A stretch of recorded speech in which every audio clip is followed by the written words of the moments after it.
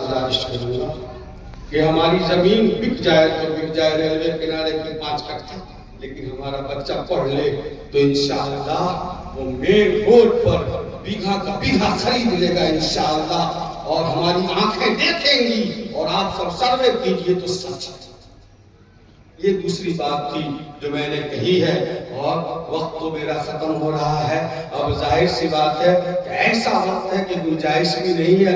یہ دونوں باتیں جو میں نے کہی ہیں، اللہ کرے کہ انہی باتوں کا اثر ہو جائے۔ اور آخری بات 3 منٹ میں میں اپنی بہنوں کے نام کرنا چاہتا ہوں، اپنی بیٹیوں کے نام۔ قرآن نے کہا یا نساء النبی لستن کاحد من النساء، اے نبی کی عورتوں تم عام عورتوں کی طرح نہیں ہو۔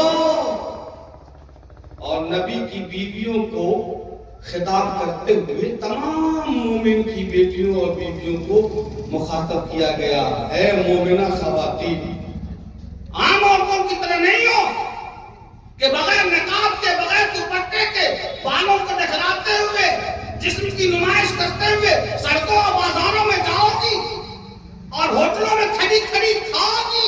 شرم نہیں آتی تمہیں؟ تم مسلمان کی بیٹی، مسلمان کی بہو، مسلمان کی حاجی نمازی کی پوتی نتنی ہو۔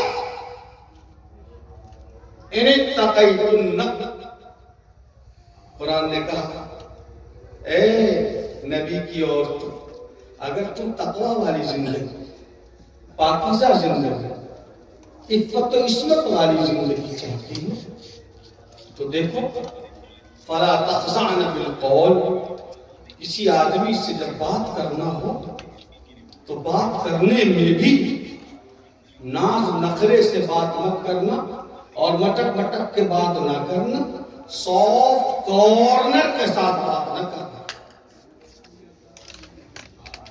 مطلب کیا ہوا میرے نوجوانوں؟ آپ سمجھو، کوئی آدمی دستک دے رہا ہے، ہاں بھائی فلاں آدمی ہے، اندر سے خاتون نے آواز دیا، اس کو جب آواز دینی ہے یا نہیں ہے، وہ جو آواز دینی ہے دستک پر، اس میں بھی آواز دینے کا، جواب دینے کا انداز ناز و نخرے والا نہیں ہونا چاہیے، سافٹ کارنر والا نہیں ہونا چاہیے، بلکہ لہجے میں پختگی ہو، ٹائٹ انداز میں بات۔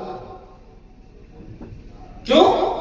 ریزن کیا ہے؟ ریزن یہ ہے فَيَطْمَعَ الَّذِي فِي قَلْبِهِ مَرَضٌ، اس لیے کہ اگر ناز و نخرے سے، سافٹ کارنر کے ساتھ جواب دو گی آپ تو وہ آدمی جو دستک دے رہا ہے اس کے دماغ میں خبیث ہے، شیطان ہے، مردود ہے، بار بار دستک دے گا اور تمہاری آواز کو سننا چاہے گا اور تم کو دیکھنا چاہے گا اور تمہارے اندر دلچسپی لے گا۔